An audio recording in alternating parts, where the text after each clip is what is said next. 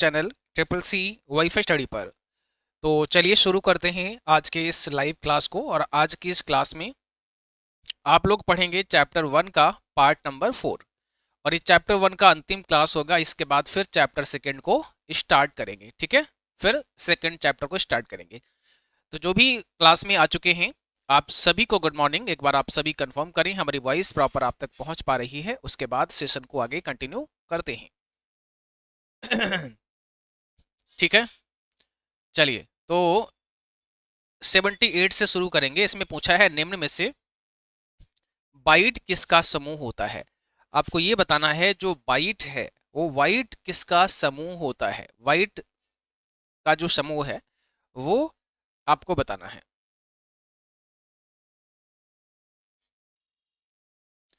तो यहां पर सही जवाब हो जाएगा बिट्स। ऑप्शन नंबर पहला होगा विट्स। ठीक है, राइट आंसर क्या होगा आपका विट। अगला सवाल है। अब देखो यहाँ पे पॉइंट दिए गए हैं, इसके बारे में समझाया गया है। जैसे अगर आप देखेंगे 0 और 1 ये सिंगल बिट है। अब एक बाइनरी डिजिट इसको कह सकते हैं। 0 1 को हम क्या बोलेंगे, एक बाइनरी डिजिट बोलेंगे। फिर अगर मान लिया यहाँ पर 4 बिट हो जाते हैं, 4 बिट का समूह हो जाता है, तो उसको वन निवल कहते हैं। और बाइट किसका समूह होता है, बाइट जो है आपका 8 बिट का समूह है। मतलब 8 बिट जहां मिल जाएंगे वहां पर एक बाइट आपका बन जाएगा। 4 बिट जहां मिलेंगे वहां पर वन निवल बन जाएगा। 1024 बाइट जहां मिल जाएंगे वहां पर 1 KB बन जाएगा, 1 किलोबाइट बन जाएगा। जहां पर 1024 KB आ जाएगा वहां पर 1 MB 1 मेगाबाइट बन जाएगा। 1024 MB जहां आएगा वहां 1 GB बन जाएगा। 1024 GB जहां आएगा वहां 1 TB बन जाएगा। 1024 TB जहां आएगा वहां 1 PB बन जाएगा। और 1024 PB जहां आएगा वहां 1 EB बन जाएगा। 1024 EB जहां आएगा वहां 1 ZB बन जाएगा। 1024 ZB जहां आएगा वहां 1 YB बन जाएगा। 1024 YB जहां आएगा वहां 1 ब्रोंटो बाइट बन जाएगा। और 1024 ब्रोंटो बाइट जहां होगा वहां 1 GOB बाइट हो जाएगा, जो कि लगभग सबसे बड़ी मेमोरी यूनिट होती है। तो ये भी आपको थोड़ा सा याद रखना है। अगला सवाल है वीरैम का फुल फॉर्म क्या होता है। आपको क्या बताना है, वीरैम का फुल फॉर्म बताना है क्या होता है। चलिए, जयति गौतम जी बिल्कुल ठीक आंसर दिया है। Kirti Bhatt ji good morning to all of you. जो भी साथी हैं क्लास में सारे बच्चे कमेंट बॉक्स में एक बार हाय हेलो अवश्य लिखें ताकि हम समझ पाएं, आपका नाम पढ़ पाएं और कितने बच्चे क्लास में लाइव हैं ये हम समझ पाएं। और दूसरा, आपको अपने आंसर्स जो है वो कमेंट बॉक्स में बराबर लिखते रहना है। आंसर्स अपने कमेंट बॉक्स में आपको लिखते रहना है, ठीक है। जैसे यहाँ देखो, इसका मतलब होता है वीडियो रैंडम एक्सेस मेमोरी। इसको बोलते हैं वीडियो रैंडम एक्सेस मेमोरी। कई बार देखा होगा आपने आपके कंप्यूटर में ग्राफिक कार्ड भी लगा होता है। ग्राफिक कार्ड जो होता है वो आपके कंप्यूटर की स्पीड को और बढ़ा देता है, ठीक है, क्योंकि वो ग्राफिक प्रोसेसिंग के लिए होता है। इसको हम जीपीयू कहते हैं। देखो यहाँ पर इसका जीपीयू लगा हुआ है, ये ग्राफिक प्रोसेसिंग यूनिट है। मतलब एक सीपीयू होता है जिसे सेंट्रल प्रोसेसिंग यूनिट कहते हैं, और एक जीपीयू होता है जिसे ग्राफिक प्रोसेसिंग यूनिट कहते हैं। ये ग्राफिक को प्रोसेस करता है। तो वीरैम इसी के साथ में यहाँ पर ये देख रहे हैं आप, वीरैम लगा हुआ है, ठीक है। तो VRAM is a buffer between the computer processor and the display and is often called the frame buffer. इसको फ्रेम बफर भी कहते हैं। When images are to be send to the display, जब इमेज आपके डिस्प्ले पर भेजी जाती है, they are first read by the processor. पहले तो ये प्रोसेसर इसको रीड करता है एज डेटा, लेकिन बाद में इसको देन रिटेन टू वीरैम। फिर इसका जो प्रोसेस होता है वो आपका वीरैम के अंदर होता है। विंडोज टास्क बार को कहां पर नहीं रख सकते हैं। विंडोज टास्क बार को हम कहां पर नहीं रख सकते हैं, बताइए। रूबिया खातून कह रहे सर पहला ऑप्शन होगा। धर्मपाल जी ठीक है। Yuvraj Singh good morning good morning. चलिए, आप लोग ये बताओ कि अभी तक जितने भी क्लासेस करवा दिए हैं सारे के सारे देखे हैं आप लोगों ने। कोई ऐसा क्लास है जो आपने ना देखा हो, जो स्किप हो गया हो आपसे। सब कंप्लीट हैं आपके, सब देखे हैं आपने, बताओ। यहाँ पर सही जवाब क्या है, ऑप्शन बी है सेंटर। टास्क बार को कहाँ पर नहीं रखा जा सकता है, तो भाई टास्क बार को आप सेंटर पर नहीं रख सकते हैं। कहाँ नहीं रख सकते हैं, सेंटर पर नहीं रख सकते हैं। ऑक्टल नंबर सिस्टम का आधार कितना होता है। ऑक्टल नंबर सिस्टम का आधार कितना होता है, इसका जवाब दीजिएगा। ऑक्टल नंबर सिस्टम का आधार कितना होता है। नहीं बेटा, कीर्ति भट्ट ने कहा सर 80 का पहला होगा, नहीं 80 का सी है। आप लेफ्ट में, राइट में, टॉप एंड बॉटम कहीं पर भी टास्क बार को रख सकते हैं, लेकिन सेंटर पे नहीं रख पाओगे। ठीक है, यहां पर सही जवाब क्या है? ऑप्शन डी है, ऑक्टल नंबर सिस्टम। अब इसको भी समझ लेते हैं, नंबर सिस्टम से सवाल बनता है और इतना ही पूछता है कि बाइनरी नंबर सिस्टम का बेस बता दो, आधार बता दो। तो बाइनरी का क्या पूछेगा आपसे? बेस पूछेगा। तो बाइनरी का बेस कितना होता है? बाइनरी का बेस 2 होता है। क्यों 2 होता है? क्योंकि इसके अंदर 0 और 1 दो ही डिजिट होते हैं। तो एक ये हो गया और एक ये हो गया, बेस इसका 2 हो गया। जितने डिजिट होंगे उतना ही बेस होगा। ऐसी ऑक्टल नंबर का पूछेगा आपसे कि ऑक्टल का बेस बता दो, तो ऑक्टल का बेस अगर आपसे पूछा जाएगा तो 8 हो जाएगा। क्यों? क्योंकि इसमें 0 से लेकर और 7 तक के डिजिट होते हैं। तो 0 से 7 तक को काउंट करोगे तो कितना आ जाएगा? 8 आ जाएगा। तो टोटल डिजिट आपके 8 बन जाएंगे। तो ये दो आपके समझ में आ गए। तीसरा आपका डेसिमल हो सकता है, पूछ सके फिर डेसिमल का बेस बता दो। तो डेसिमल के अंदर टोटल 10, इसका बेस कितना होता है? 10 होता है। इसमें 0 से लेकर 9 तक के डिजिट होते हैं। और फिर पूछेगा कि हेक्सा डेसिमल का बता दो, तो इसमें 0 से 9 तक के होते हैं और ए से एफ तक के होते हैं। तो कुल मिला के इसका जो बेस होता है वो 16 होता है। तो हमने बाइनरी नंबर सिस्टम का, ऑक्टल का, डेसिमल का और हेक्साडेसिमल का ये चारों बता दिए, आपको याद रखना है। अगला देखो, पांचवी पीढ़ी के कंप्यूटर में अन्य पीढ़ी के कंप्यूटरों से क्या अंतर है? पांचवी पीढ़ी के कंप्यूटर में अन्य पीढ़ी के जो कंप्यूटर थे उसमें क्या भिन्नता है, क्या अंतर है? इसका जवाब दीजिएगा, इसका राइट आंसर दीजिएगा। करेक्ट आंसर बताइए, इसका सही जवाब क्या है? ऑप्शन नंबर बी है आपका, टेक्नोलॉजिकल एडवांसमेंट हुआ है। यानी अगर आप देखेंगे जो पांचवी पीढ़ी के कंप्यूटर हैं और इससे पहले जनरेशन के जो कंप्यूटर थे उनमें और आज में क्या अंतर है? तो टेक्नोलॉजी ने जैसे जैसे विकास किया तो वैसे वैसे कंप्यूटर एडवांस होते चले गए। तो अभी कह सकते हैं टेक्नोलॉजिकल एडवांसमेंट हुआ है। अगला सवाल है, निम्न में से कौन सी कंप्यूटर भाषा कृत्रिम बुद्धि के लिए प्रयोग की जाती है? कौन सी कंप्यूटर भाषा ऐसी है जो कृत्रिम बुद्धि के लिए इस्तेमाल की जाती है? ठीक है, आर्टिफिशियल इंटेलिजेंस के लिए इस्तेमाल की जाने वाली कंप्यूटर की कौन सी इसमें से भाषा है जो यहाँ पर दी गई है?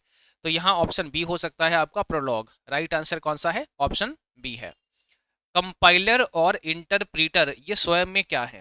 कंपाइलर और इंटरप्रीटर का नाम आपने सुना है, तो ये कंपाइलर और इंटरप्रीटर ये किसके उदाहरण हैं, किसके एग्जाम्पल हैं, बताइए।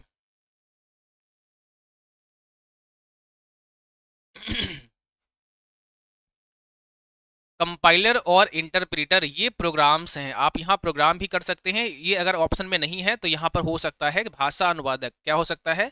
लैंग्वेज ट्रांसलेटर हो सकता है, या फिर ऑप्शन में लैंग्वेज प्रोसेसर भी हो सकता है। तो यहाँ जो आपका ऑप्शन हो जिस प्रकार से वो देख लेना। लैंग्वेज ट्रांसलेटर भी कहते हैं, भाषा अनुवादक इसे हिंदी में कहा जाता है। प्रोग्राम्स होते हैं छोटे छोटे, या फिर आप कह सकते हैं लैंग्वेज प्रोसेसर। डेटा ट्रांसमिशन के लिए उपलब्ध आवृत्तियों की सीमा को के रूप में जाना जाता है। डेटा ट्रांसमिशन के लिए जो उपलब्ध आवृत्ति है उसकी जो एक सीमा है उसको आप किस नाम से जानते हैं? ठीक है, उसको किस नाम से जाना जाता है, इसका जवाब दीजिएगा। चलिए, बाकी देखो अभी तक जो हमने थ्योरी के क्लास कराए हैं आई होप आपने देखे होंगे सारे के सारे। बट किसी बच्चे ने अगर नहीं देखे हैं तो एक बार कमेंट में बताइएगा कि सर हमने ये वाला क्लास नहीं देख पाया अभी तक। जितने भी थ्योरी क्लास हुए हैं, आज सुबह का थ्योरी क्लास भी हो चुका है, जो 6 बजे क्लास आपकी आती है वो अपलोड हो चुकी है। और बाकी के जो भी कराए हैं वो सब आपको अच्छे से कंप्लीट करने हैं। साथ ही साथ आपको थ्योरी भी पढ़ना है मॉर्निंग में, उसके बाद फिर लाइव क्लास पढ़ना है। या आप ऐसा कर सकते हैं जैसे आपने आज की लाइव ये पढ़ ली, इसके बाद थ्योरी क्लास पढ़ सकते हैं। नेक्स्ट डे जब आप आए तो दोनों पढ़ा होना चाहिए। ठीक है, यहाँ ऑप्शन बी है आपका, बैंडविड्थ कहते हैं। डेटा ट्रांसमिशन के लिए उपलब्ध आवृत्तियों की सीमा को किस रूप में जानते हैं? बैंडविड्थ के रूप में जानते हैं। निम्न में से कौन सी device computer aided design CAD जैसे एप्लीकेशन में उपयोग की जाती है? कौन सी डिवाइस ऐसी है जो कैड जैसे एप्लीकेशन में इस्तेमाल की जाती है?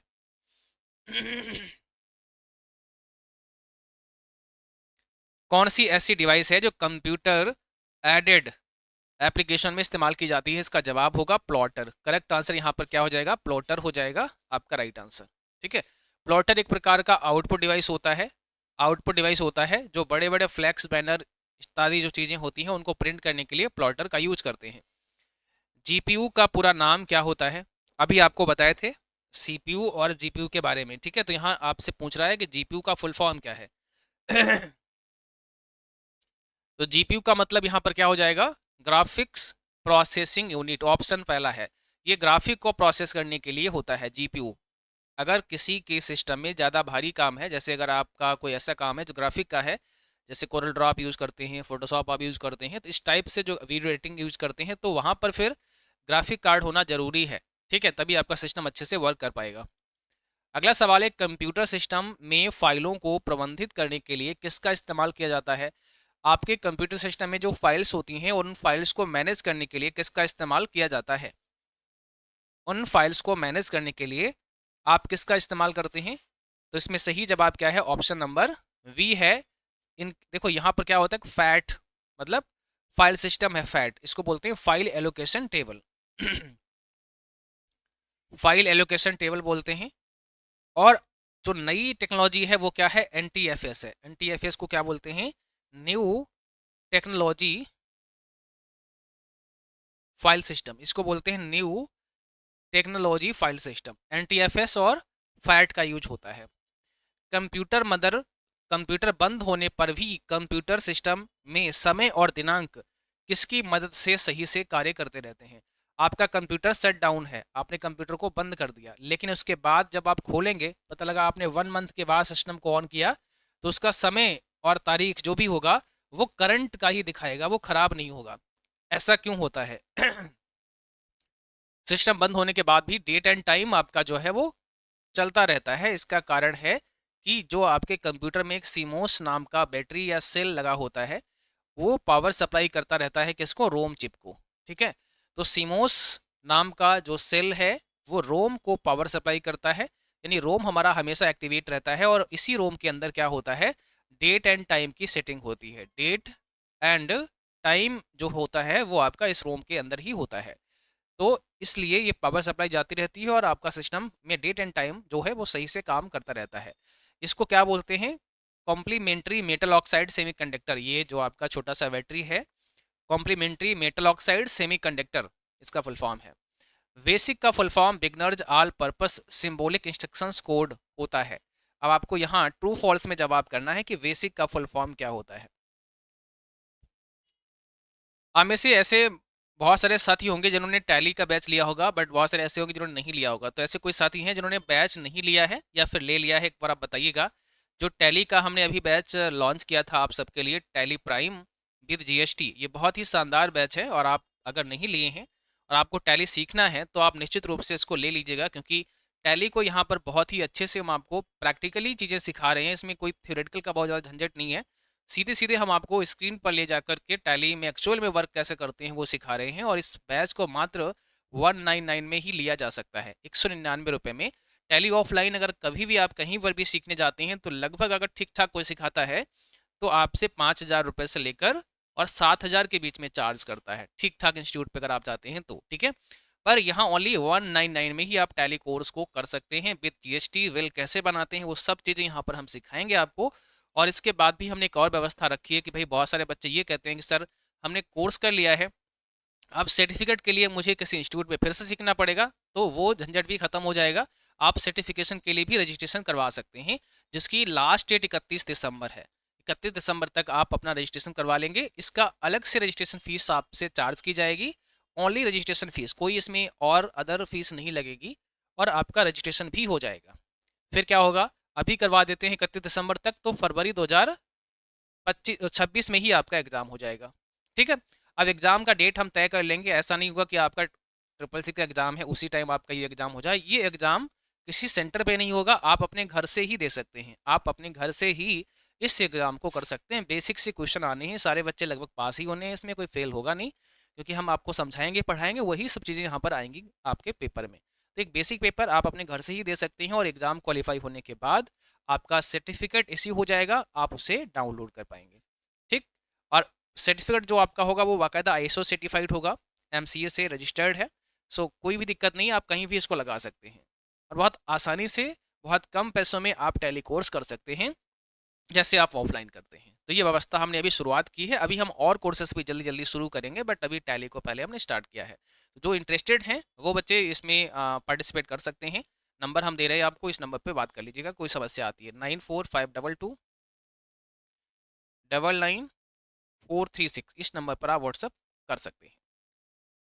यहाँ ऑप्शन पहला हो जाएगा, बिल्कुल ठीक है। बेसिक का full form beginners all purpose symbolic instructions code होता है, और इसको डेवलप किसने किया? John G Kemeny and Thomas E Kurtz ने इसको डेवलप किया है 1 मई 1964 को।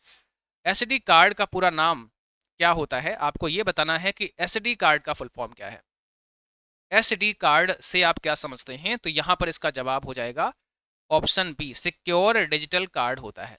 देखो एसडी कार्ड आपसे पूछ रहा है एग्जाम में, तो secure digital card correct answer हो जाएगा।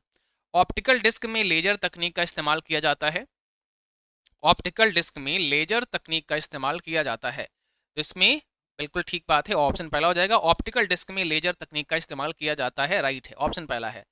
देखो light amplification by stimulated emission of radiation, ये आपका लेजर का फुल फॉर्म है। ये भी याद रखना है कि भाई लेजर का फुल फॉर्म क्या होता है, तो नीचे यहाँ पर दिया हुआ है। कंप्यूटर उच्च स्तरीय भाषा में लिखे गए प्रोग्राम को नहीं समझता है।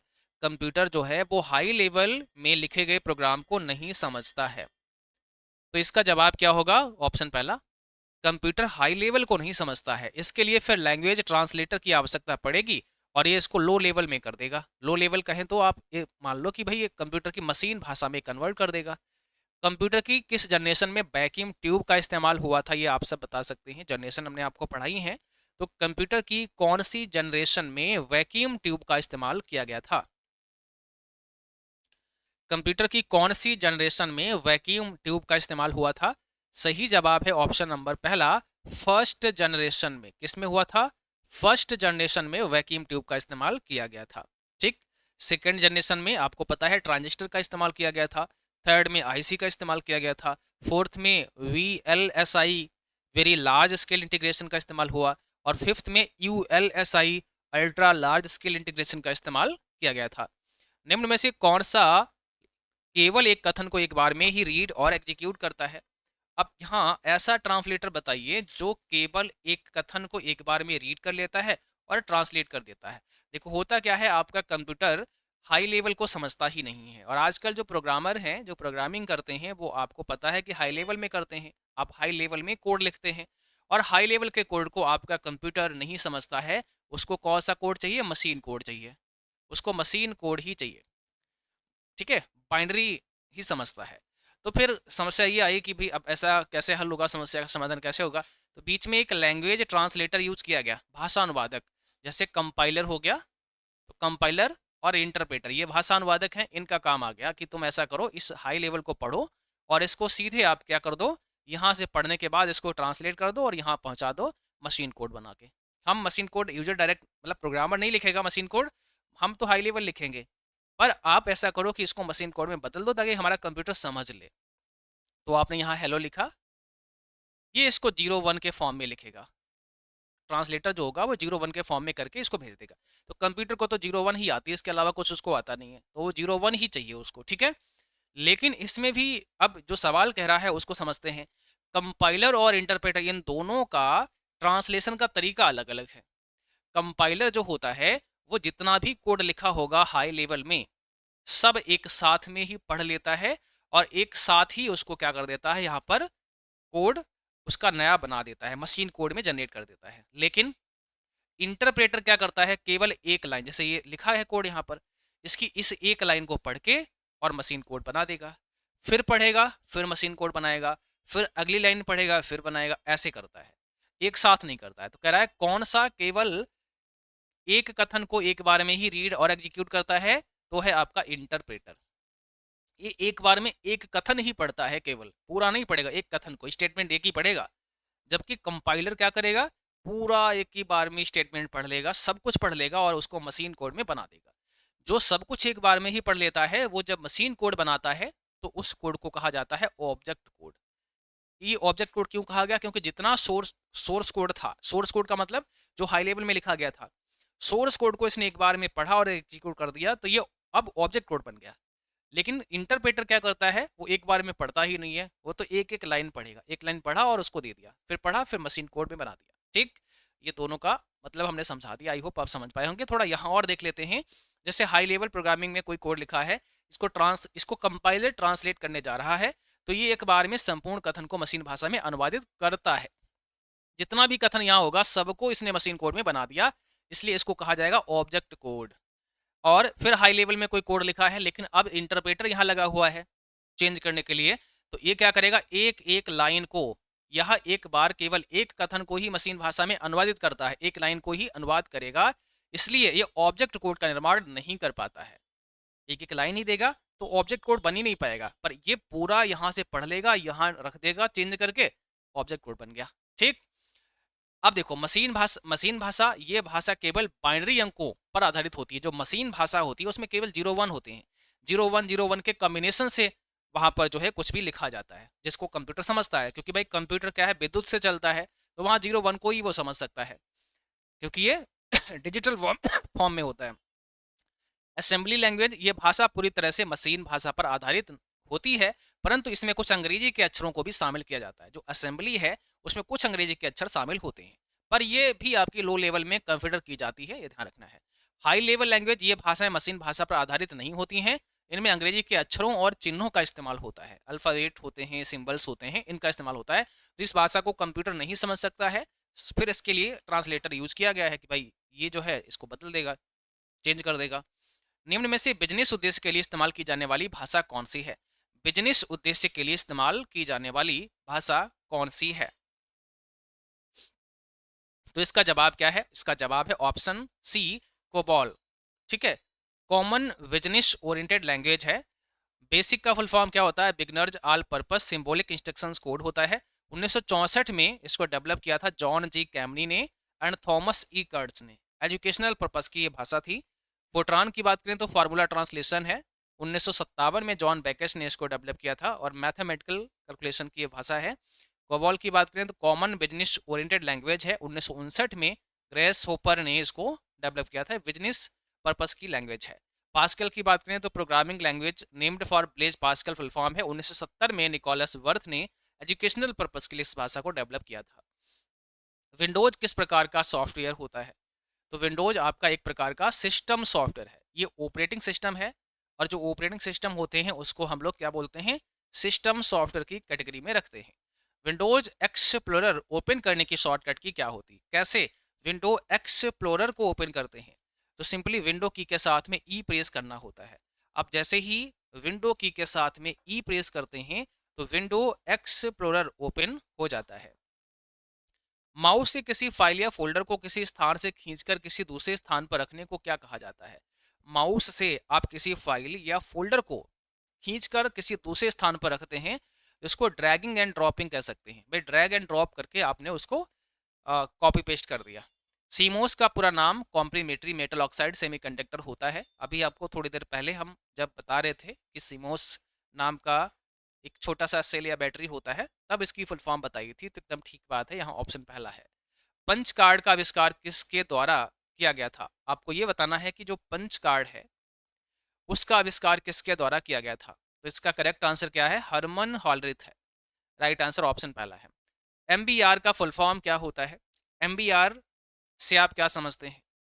इसका मतलब होता है memory buffer register. Memory buffer register होता है MBR का फुल फॉर्म। निम्न में से एक स्टोरेज डिवाइस नहीं है, इसमें से कौन सी एक स्टोरेज डिवाइस नहीं है? बताइए कौन सी एक स्टोरेज डिवाइस नहीं है? तो यहाँ ऑप्शन सी हो जाएगा, प्लॉटर आपकी स्टोरेज डिवाइस नहीं है। बाकी सब है बट प्लॉटर नहीं है। अब देखो यहाँ मैग्नेटिक डिस्क की बात करें तो इसमें जैसे हार्ड डिस्क है, फ्लॉपी डिस्क है, मैग्नेटिक टैप है, ये आपकी सब मैग्नेटिक डिस्क में आती हैं। कई बार पूछता है फ्लॉपी डिस्क 3.5 इंच का साइज क्या है? 1.44 MB। फिर ऑप्टिकल डिस्क में कौन है? जैसे CD हो गया, CDR हो गया, CDRW हो गया, CD-ROM हो गया, ये सब ऑप्टिकल में आती हैं। DVD डिजिटल वर्सेटाइल डिस्क, ये भी ऑप्टिकल है। 4.7 GB डेटा स्टोरेज इसमें होता है लगभग। फिर एक ब्लू रे डिस्क होती है, वो भी ऑप्टिकल है, 25 GB और 50 GB सिंगल, और 50 GB डुअल लेयर में आ सकता है डेटा, और 25 GB सिंगल लेयर में आ सकता है। तो ये सब याद रखना है। साटा का पूरा नाम क्या होता है? साटा का मतलब होता है सीरियल एडवांस्ड टेक्नोलॉजी अटैचमेंट। ये साटा का फुल फॉर्म है। ये हार्ड डिस्क का ही टाइप होता है, जैसे अलग अलग इसमें टाइप होते हैं। एटीए मतलब एडवांस टेक्नोलॉजी अटैचमेंट, साटा मतलब सीरियल एडवांस टेक्नोलॉजी अटैचमेंट, अधिकांश साटा यूज होती हैं। पाटा मतलब parallel advance technology attachment, SCSI small computer system interface, SAS serially attached small computer system interface. तो ये अलग अलग टाइप हैं। नॉर्मली हमारे सिस्टम के अंदर साटा नाम की हार्ड डिस्क ही 2.5 इंच की यूज होती है, जिसे 24 दिसंबर 1954 में रे जॉनसन ने IBM में बनाया था और 1956 में इसे लॉन्च किया था। SSD का पूरा नाम क्या होता है? SSD से आप क्या समझते हैं? इसका मतलब होता है सॉलिड स्टेट ड्राइव। क्या होगा? Solid state drive. ये SSD का फुल फॉर्म है, सॉलिड स्टेट ड्राइव। ठीक है। देखो SSD का नाम SSD क्यों पड़ा? SSDs got their name solid state because they have no moving parts. इसमें कोई मूविंग पार्ट नहीं है, कोई मूव नहीं करता है। SSD में जितना भी डाटा है वो सब का सब IC में स्टोर होता है और इसमें नैंड गेट का इस्तेमाल होता है। सेमीकंडक्टर एक स्टोरेज है आप कह लो, या इलेक्ट्रिकल स्टोरेज कह लो। पर ये जो आपकी हार्ड डिस्क है इसमें एक मूविंग पार्ट होता है। इस हार्ड डिस्क है जो स्पाइनिंग डिस्क, ये जो है ना ये घूमती है inside where data store magnetically, और इसमें डेटा मैग्नेटिकली स्टोर होता है। It is a magnetic storage device. यह एक मैग्नेटिक स्टोरेज डिवाइस है। तो हार्ड डिस्क को जब ओपन करोगे तो उसके अंदर एक प्लेट मिलेगी और ये घूमती है, मूव करती है ना। मैग्नेटिक डिस्क है बट ये मूव नहीं करती। इसमें डेटा सबका सब किसमें होता है? इसमें सबका सब डेटा आईसी में स्टोर होता है, सबका सब आईसी में। तो इसलिए इसको आप क्या बोलते हैं? इसको आप इलेक्ट्रिकल स्टोरेज बोलेंगे। ये आपकी मैग्नेटिक स्टोरेज है। यूएसबी फ्लैश ड्राइव को और किस नाम से जानते हैं? पेन ड्राइव के नाम से जानते हैं। FSF का पूरा नाम क्या होता है?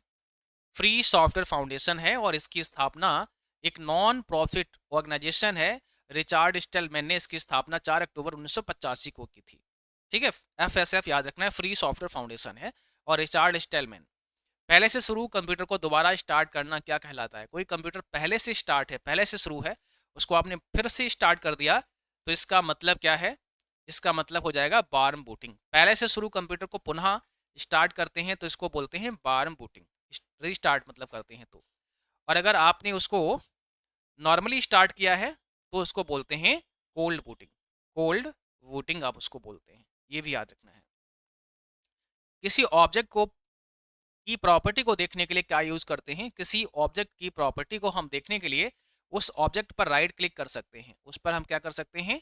राइट क्लिक कर सकते हैं और राइट क्लिक करके उसकी प्रॉपर्टी को देखा जा सकता है। ठीक है। तो आज के सेशन में बस इतना ही रखेंगे। उम्मीद करते हैं सेशन आपको समझ में आया होगा और अगली क्लास में फिर हम चैप्टर नंबर 2 का पार्ट 1 डिस्कस करेंगे। बाकी आप सभी टेलीग्राम से, यूट्यूब से और जो वेबसाइट है वहाँ पर जो मॉक टेस्ट आपके लिए दिए गए हैं उनको करते रहिएगा। वहाँ पर बहुत सारे मॉक टेस्ट हमने आपके लिए डाले हैं और अपने कोर्स को अच्छे से पढ़ते रहना है। कुछ भी पेंडिंग मत रखना। जितना जो पढ़ाया जाए शाम तक, रात में उसको अच्छे से कवर कर लेना। नेक्स्ट डे फ्रेश मूड में अगली क्लास का इंतजार करना। ऐसा ना हो कि प्रीवियस वाली क्लास आपकी पेंडिंग है और अगली क्लास भी तब तक आपकी आ गई है।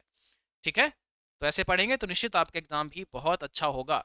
और जैसा हमने कहा टैली के लिए जो बच्चे इंटरेस्टेड हैं आप फटाफट से उसमें एडमिशन ले लीजिएगा, नहीं तो फिर रजिस्ट्रेशन फीस और जो बैच की फीस है 199 वाली इंक्रीज हो जाएगी और फिर आपका थोड़ा सा ये कॉस्टली पड़ सकता है। सो समय रहते आप इसमें एडमिशन अवश्य लीजिएगा। और ये कोर्स बहुत ही यूजफुल आपके लिए है, बहुत ही शानदार बैच है जिसमें आप निश्चित रूप से टैली को सीख जाएंगे कि भाई हम टैली में वर्क कैसे करते हैं, काम कैसे करते हैं। ठीक है।